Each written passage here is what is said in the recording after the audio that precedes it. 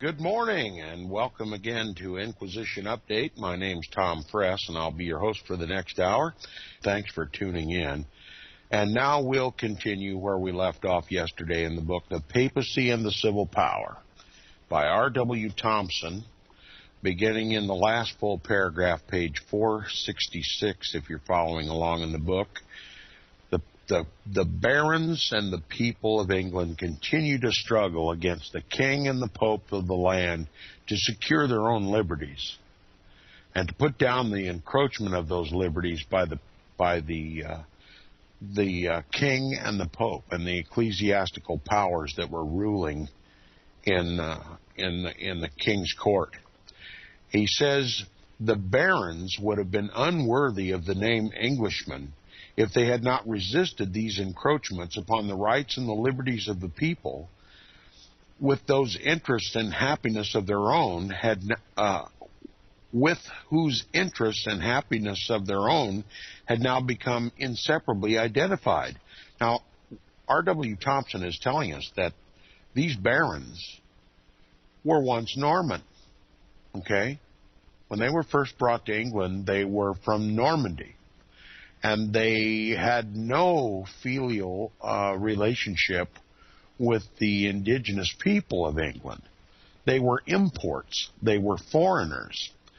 And they were brought to impose the Pope's will upon the recalcitrant natives of England, the Britons and the Saxons, the Bible-believing Britons and the Saxons. Now, these Normans, Roman Catholics, were on the side originally of the Pope and the King, but now there has been a melding of the minds of these Norman barons and that of the freedom-loving people, and their bond has grown to a degree as to be almost inseparable. Okay.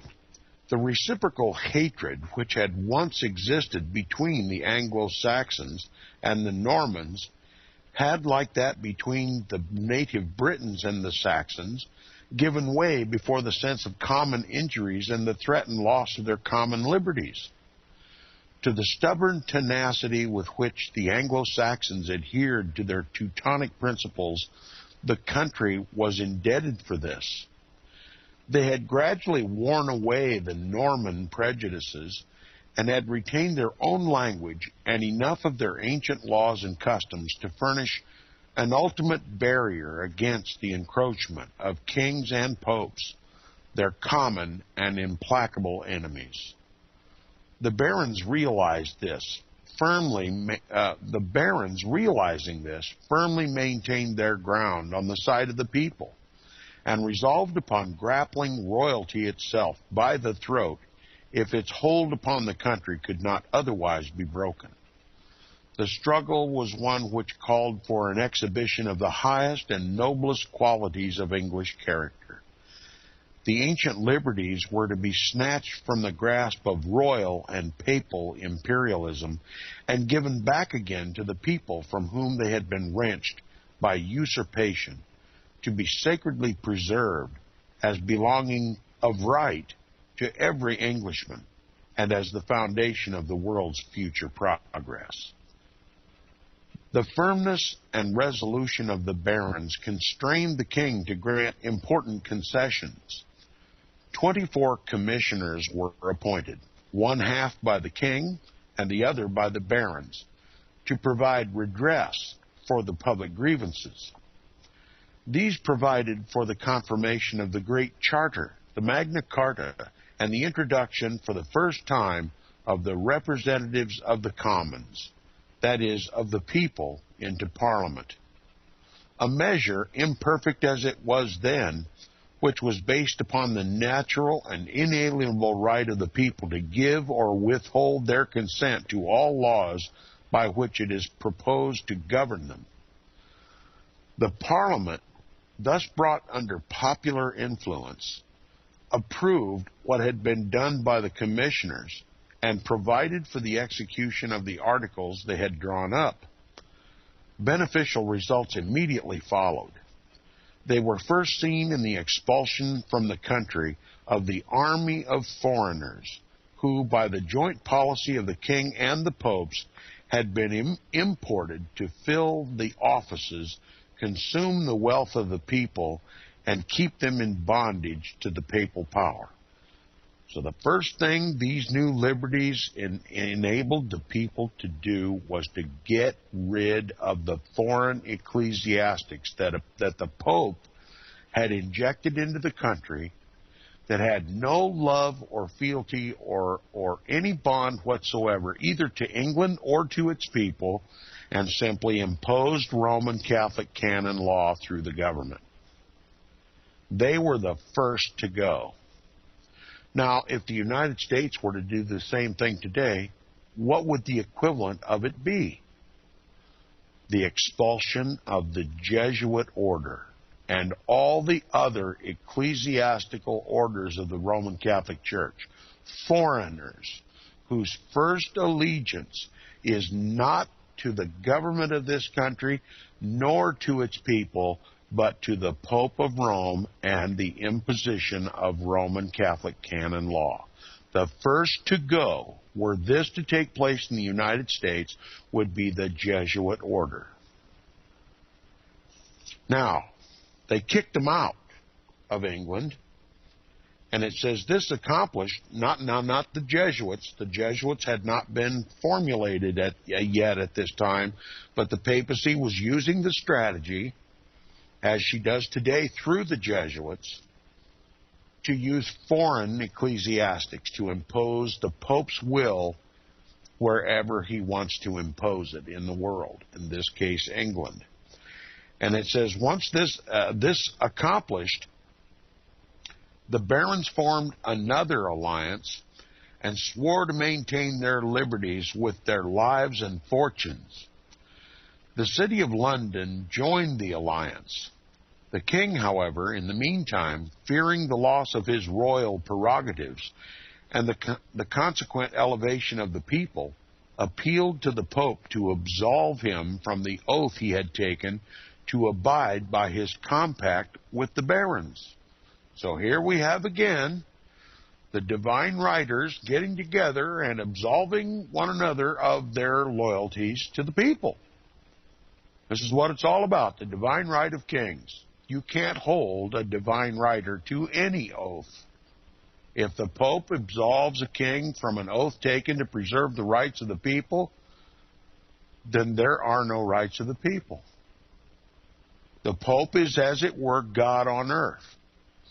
And if the papacy wants to bring the people into subjection to the papacy, and to accomplish that, to destroy all their rights, the Pope simply absolves the king of any oath that he took to preserve those rights.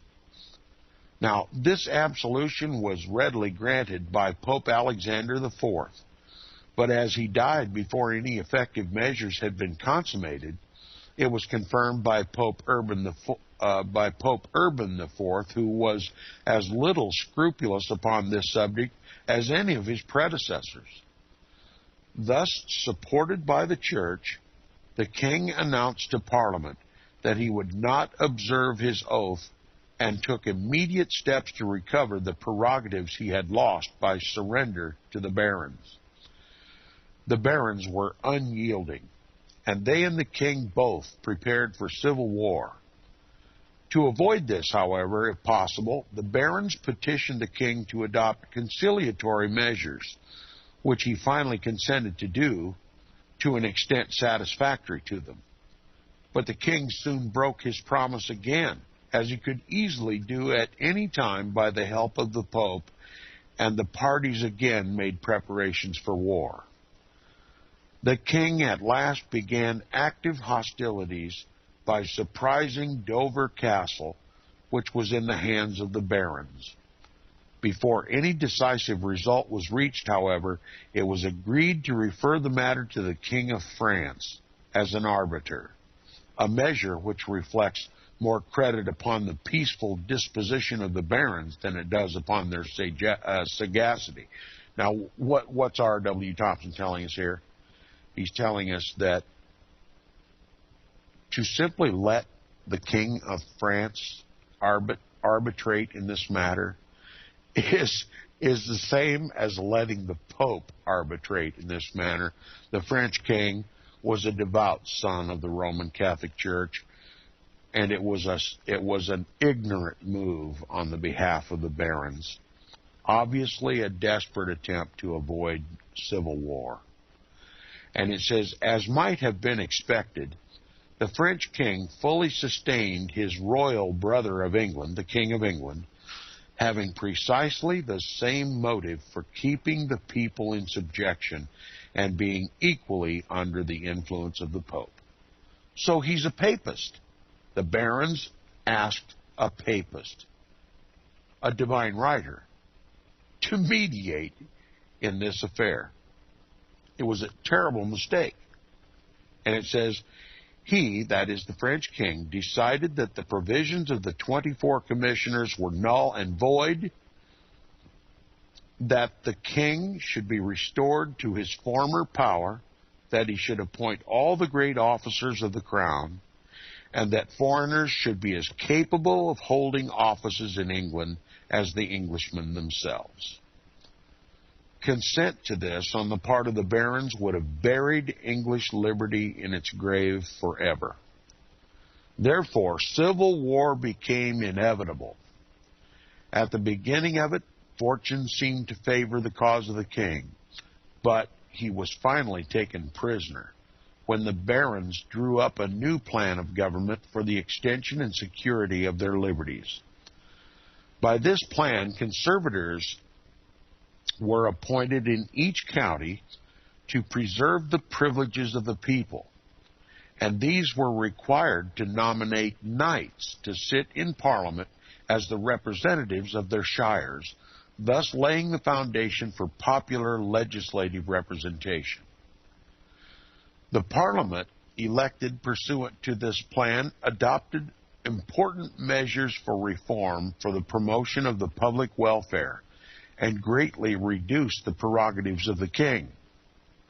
While the government was thus conducted, it made a nearer approach to the popular form than any other that had existed in England after the popes had obtained a foothold there, and embodied many of the Teutonic principles brought there by the Saxons. The king, however, having subsequently obtained his liberty, the barons suffered a severe defeat, which changed the whole aspect of affairs. After this, the barons were persecuted, quote, 1,000 ways, unquote, and made to, quote, endure many hardships, unquote, says the historian. Their estates were confiscated.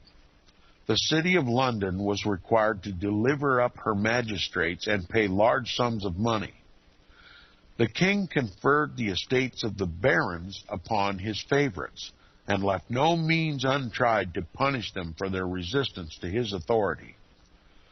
Pope Clement IV, to convince the people that the barons had forfeited their claim to his protection and secured to themselves the certainty of eternal perdition, because they had struggled to regain the ancient liberties of the country, sent over a legate with a bull of excommunication against them and all their adherents, dead or alive. That's right. Did you know the Pope has the right to and the power to condemn you to the eternal flames of perdition even after you're dead?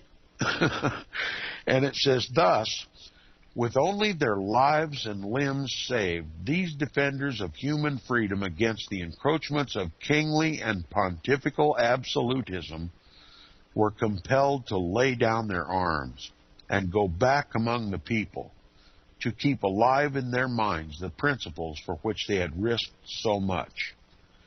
And they were kept alive, cherished in the hearts of the English people, until the time came for their final triumph.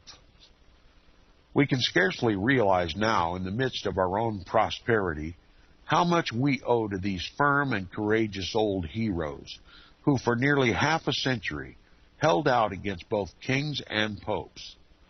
But for them, the ancient liberties of England would have been lost, and the world would have been kept in the midnight of the Middle Ages.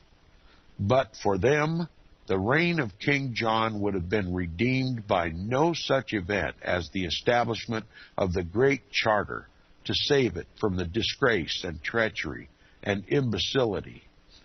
And but for them, the present civil and religious freedom of England and the United States might have had no such foundation as has enabled it thus far to defy assault and stand firm against encroachment. Truth and candor require that full justice should be done to these old Roman Catholic barons who obeyed God and their own consciences rather than corrupt popes and ecclesiastics. They loved their religion, but they loved freedom also. And for loving freedom, they were cursed, anathematized, and despoiled by the Church of Rome. They did not believe the Pope to be infallible, and for this they were consigned to the eternal torment in the world to come. But the barons made so bold a stand against imperialism that from the time of this memorial contest to the birth of the Protestant Reformation in England, no king dared again arouse the popular indignation by an armed assault upon the defenders of the Great Charter. The fear of the people began to manifest itself in their conduct and policy. They conceded only what they could not withhold, and together with the popes employed art and intrigue to accomplish by indirection what they dared not attempt to gain or obtain by force. Edward I confirmed the charter at the beginning of his reign in order to conciliate popular favor. And although he had pretended to do it, quote, of his own accord, unquote, he soon asked the Pope to absolve him from his promise, religion and the Church being used solely to the advantage of the temporal ends of the kings and popes. The Pope absolved him, of course, not merely because of his hostility to the charter on account of its enfranchisement of the people, but because it is said the king made a plate of pure gold, unquote. Bribery, right? Let me tell you what is even more valuable than gold to the papacy is the extension of his temporal power, because that's the source of the gold mine for the papacy, the extension of his temporal power. Now, Edward II pledged himself to Parliament that its provisions should be faithfully kept, and when he sought to escape the fulfillment of his promise, the barons seized him and held him to his word. Yet he recognized himself as the vassal of the Pope and suffered him to interfere in the temporal affairs of his kingdom. This the Pope did by sending a legate to England with a papal commission to make peace between the country and Scotland, to excommunicate both kings and place both countries under interdict if they refused obedience, thus assuming that all the prerogatives of both crowns belonged to him, the Pope, as the vicar of Christ. Edward III, in order to obtain a subsidy from Parliament, again confirmed the charter and indicated a wish to curtail the authority of the Pope by consequently repeating his act of confirmation and by consenting to the statute of provisors to prohibit the popes from dispensing of benefices in England. This statute, however, was not effective against the machinations of the popes, and although several times repeated under subsequent kings, its terms had to be enlarged by the statute of Praemunire before any good was accomplished by it. Now, what was the statute of Praemunire? The author gives us a note here. He says, the statute of provisors provided that no ecclesiastical living should be accepted from the Pope, and that nothing should be sent to him out of the kingdom.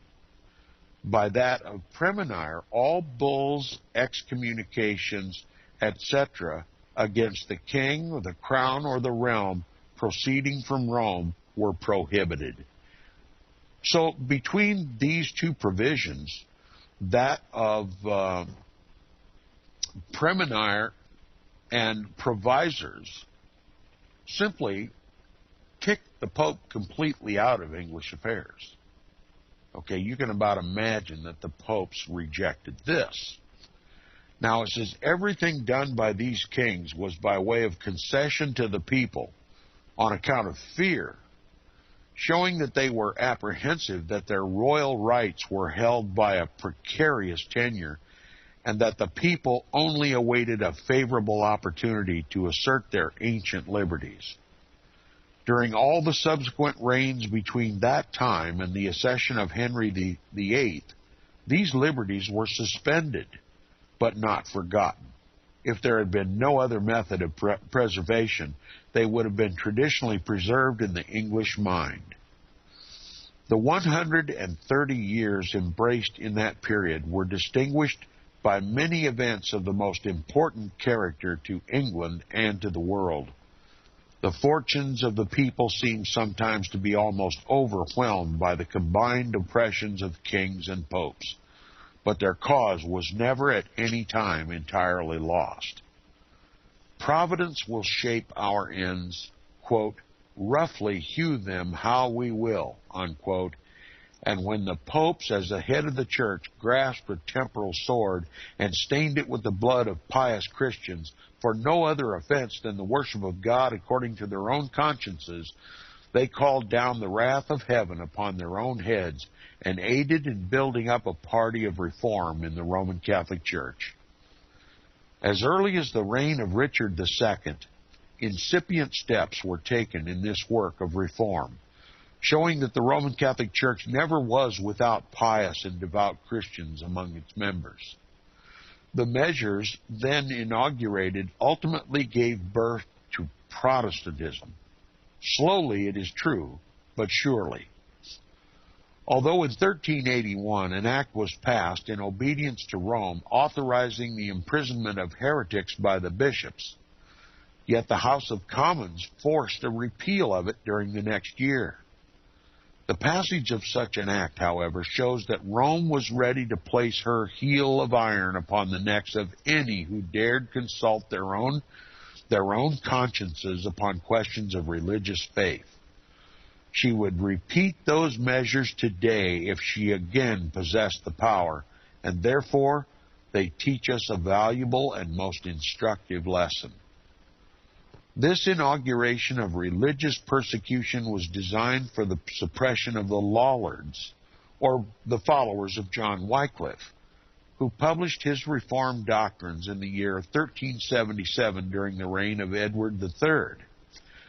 These new doctrines had so spread among the people in a few years that while Richard II was carrying on his war in England, the Archbishop of York and the Bishop of London were compelled to entreat him to return and look after the cause of religion.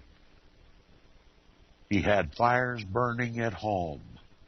They had to return to help put out the light of the Protestant Reformation that was embodied in the Lollards, started by Wycliffe, the great Protestant reformer. That was more important, to shut out the gospel of Jesus Christ. Now continuing, it says, this inauguration of religious persecution was designed for the suppression of the Lollards, or followers of John Wycliffe, who published his Reformed doctrines in the year 1377 during the reign of Edward III. These new doctrines had so spread among the people in a few years that while Richard II was carrying on his war in Ireland, the Archbishop of York and the Bishop of London were compelled to entreat him to return and look after the cause of religion. That's right, fires were burning at home. The fire of the Holy Spirit through the written Word of God, through the Protestant reformer John Wycliffe, was starting a reformation in the church. And this divine writer, this king, had to come back and to quench that gospel before it spread too far. It says the immediate cause of their alarm was that at the late Parliament, the Lollards had suggested the necessity for reform in the church. The king returned, seized upon one of the Lollards, compelled him to abjure the new doctrines, and threatened him with death if he again professed them. Now a new and powerful element began its work, one which the people readily saw would enable them to achieve their ultimate freedom. There was yet no law to punish heresy, and therefore John Wycliffe was unmolested, and his followers among the people increased with wonderful rapidity. Even his death did not dishearten them, and as early as the year 1389, they began to separate from the Roman Catholic Church and to appoint their own priests, thus beginning the Reformation. So rapidly did they increase that Rome had to bring forth the most fearful engines of her power to suppress their free thought and chain down their limbs. The reign of Henry IV was soon signalized by the enactment of a law, quote, for the burning of heretics, unquote, a most Christian and truly Roman mode of disposing the Lollards. Under this act, William Sauter, a Lollard, was immediately convicted by an ecclesiastical court and burned to death, thus becoming the first English martyr after the monks of Bangor to the cause of religious liberty. Then Rome rejoiced, and the cruel and bloody work of persecution began. The fires were kindled which were to consume hundreds more of the best of England's sons, of men whose only crime was that they dared assert that God had given to every man the right to worship him according to the dictates of his own conscience. Thomas Badby, another Lollard, was burned in 1410. When offered his life if he would recant, he refused and suffered death with heroic courage.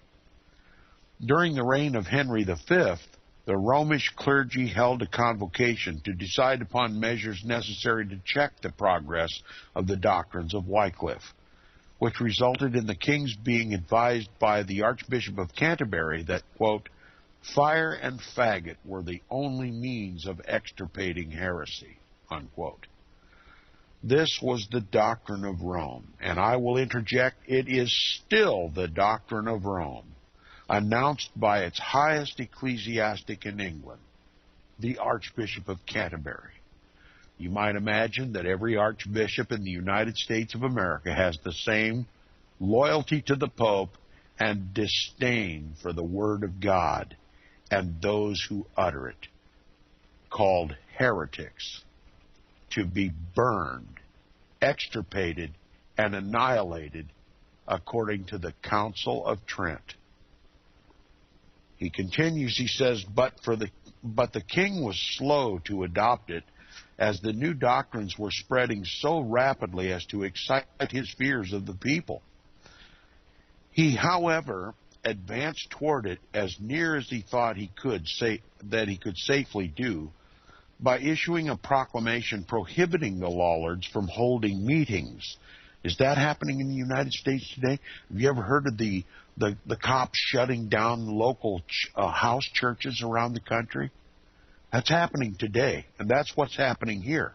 It says, he, however, advanced toward it as nearly as possible that he could safely do by issuing a proclamation prohibiting the Lollards from holding meetings and the people from being present at their preaching. But the Lollards held their meetings notwithstanding the proclamation, and at one of them, held at St. Gillies Field near London, it was represented that 20,000 were present, supposed to be under Sir John Oldcastle, who had been previously convicted of heresy and would have been burned if he had not escaped. Being unable to suppress these peaceful assemblages of the people, you hear those words, peaceful assemblages?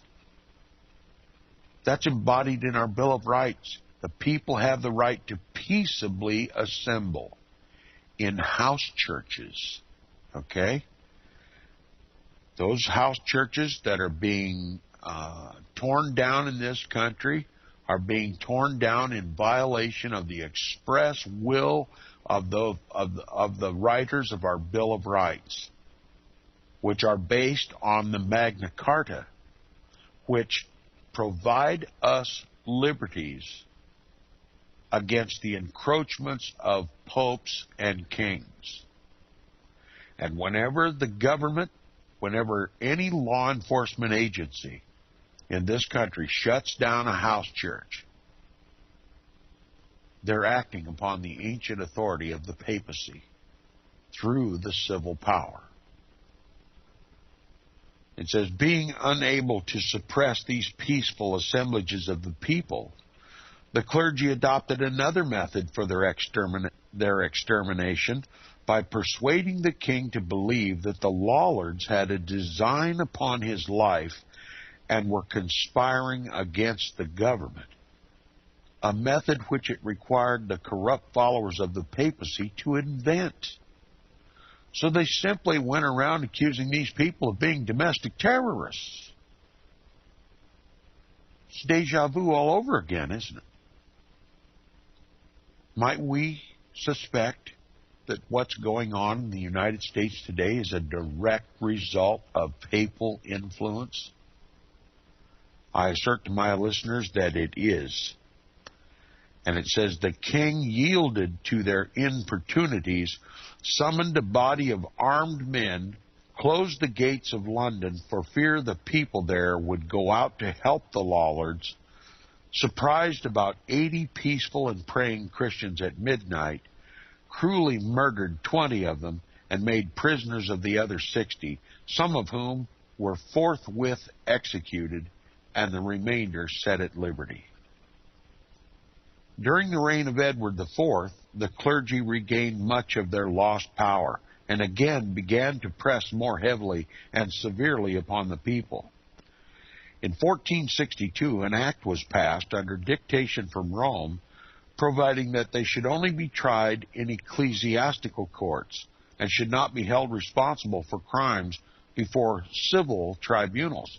Here we're talking about the immunity of the priests again. Anytime the church gets powerful, it demands immunity from the civil laws of the land. That's how we've got so many pedophile priests running around the country, just not going to jail, but just moving from one diocese to another, or one nation to another. They're protected by the Pope because they only answer to the Pope.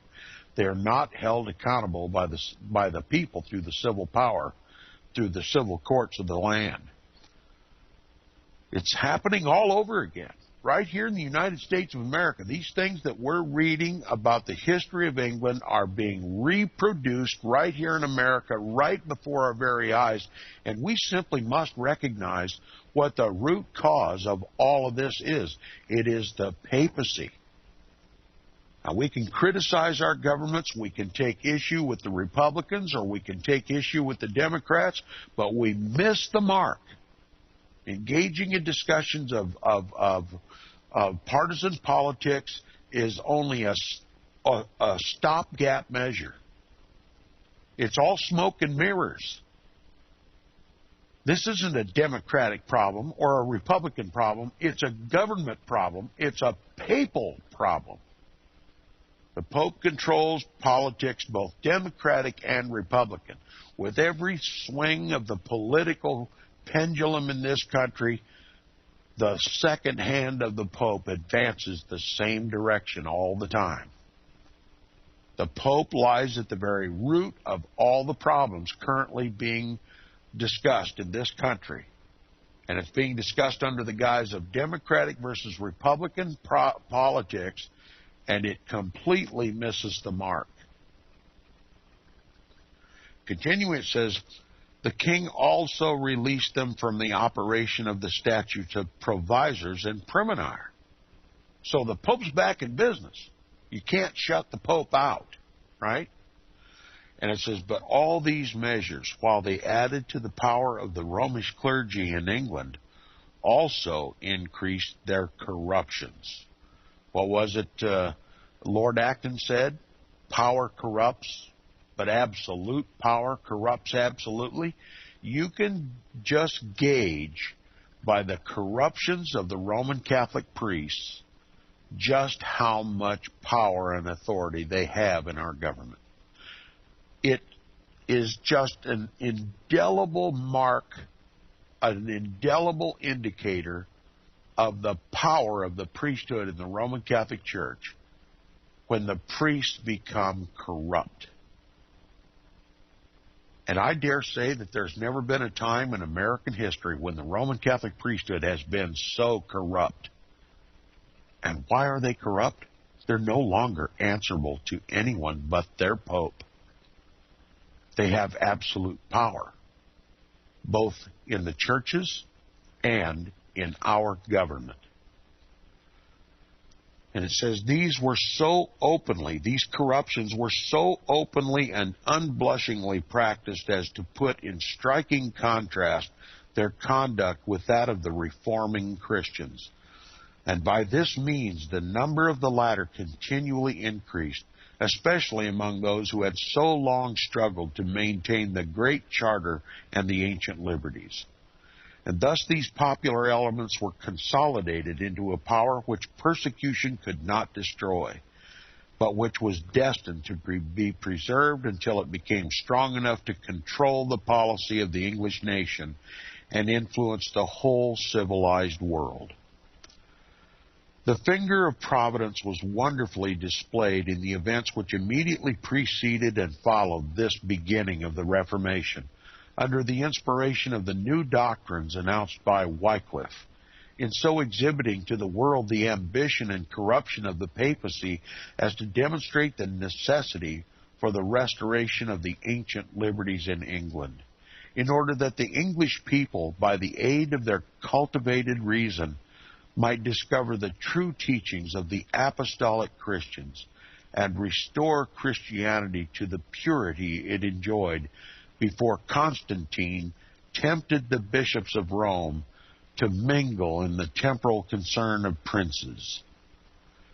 It was but a little while before when Pope Urban V was shut up for, quote, whole days, unquote, in the palace of the Vatican with the infamous Joanna of Naples, and rewarded this quote-unquote crowned courtesan for her favors by presenting her with, quote, the golden rose, unquote, at the public ceremony of its blessing.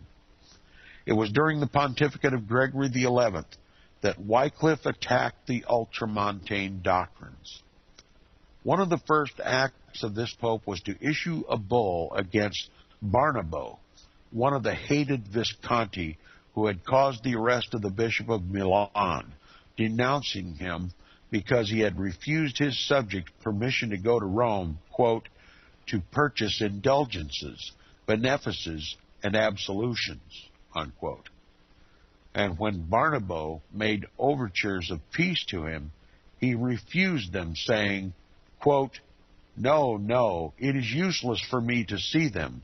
I will spare them from perjury and will save their souls in spite of themselves by causing them to be interred alive, that is, buried alive, if they fall into my hands, unquote.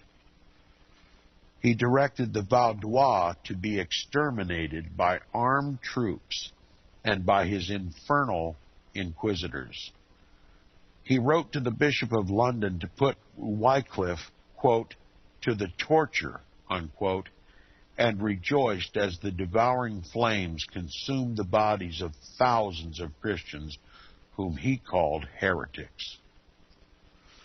The 14th century closed with 3 popes, each excommunicating the others, and the 15th century began with 2, one of whom caused the other to be poisoned. For more than a quarter of a century, there were popes and anti-popes, some at Rome, others at Avignon in France at the same time, who denounced each other to the scandal of all Christendom, until pure-minded Christians all over Europe blushed for shame. Pope Gregory XII was pope at Rome, while Benedict XIII was also pope in Avignon in France.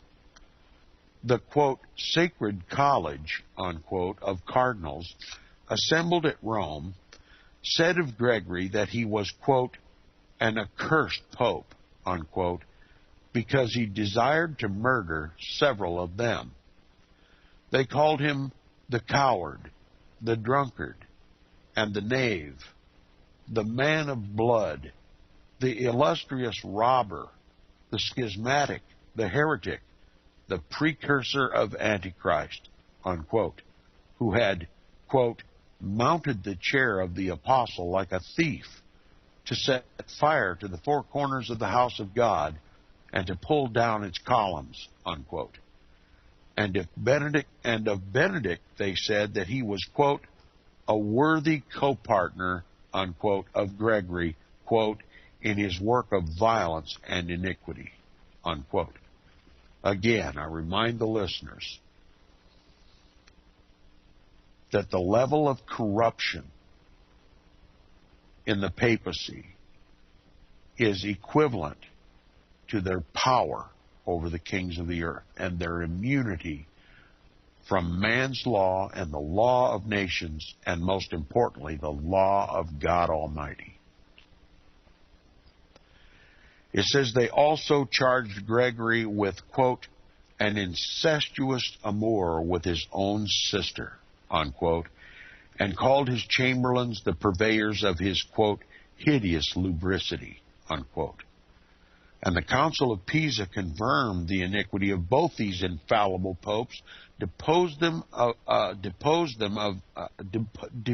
both of them from their sacerdotal functions, and elected another who took the name Alexander V. In the sentence of the council, it is declared that, quote, these two infamous men are guilty of enormous iniquities and excesses, unquote.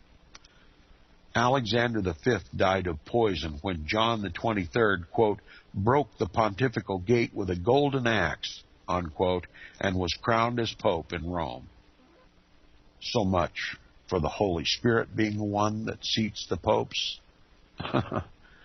It says the Ecumenical Council of Constance soon met and deposed John, declared that he was, quote, the oppressor of the poor, the persecutor of the just, the support of knaves, the idol of simoniacs, the slave of the flesh, a sink of vices, a man destitute of every virtue, a mirror of infamy, a devil incarnate, unquote.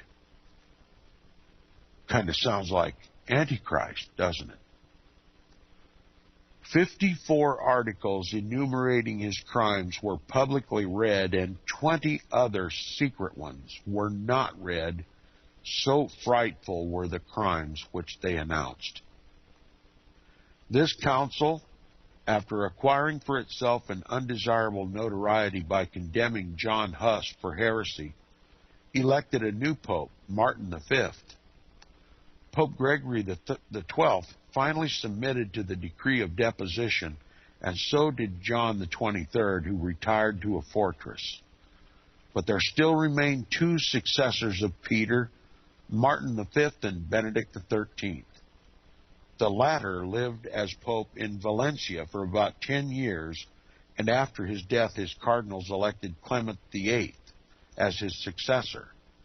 But he was finally induced to abdicate in favor of Martin V, and thus to put an end to the corrupt and degrading quarrels about papal sovereignty at Rome, which had made all the parties concerned for half a century contemptible in the eyes of the world. No wonder that God so directed his providences that the lovers of true Christianity within the pale of the Roman Catholic Church should see these and other kindred enormities of the papacy. This old church, hallowed by an existence of nearly 1,500 years, yet retained within her fold many thousands of devoted and pious Christians who had escaped the contamination and the corruption which had so long prevailed among the leading hierarchy. How their hearts must have bled when they saw her led away by these debasing influences of the papal system, so far from the apostolic counsels she had once followed. How sad they must have been when, looking back through the last 1,000 years, they beheld her gradually descending from her high eminence down into the corruptions at which papal Rome would have blushed, and soiling her sacred and once unspotted robes with the slime and filth of worldly politics.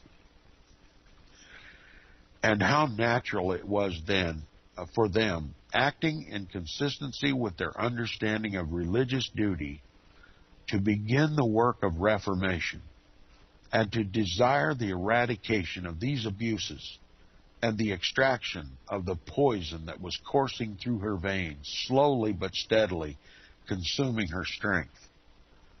Many of them must have felt as one of that church, referring to times subsequent to those of which we are now writing, expressing himself when he said, quote, "The 15th century, however, surpassed all the preceding ages in corruption.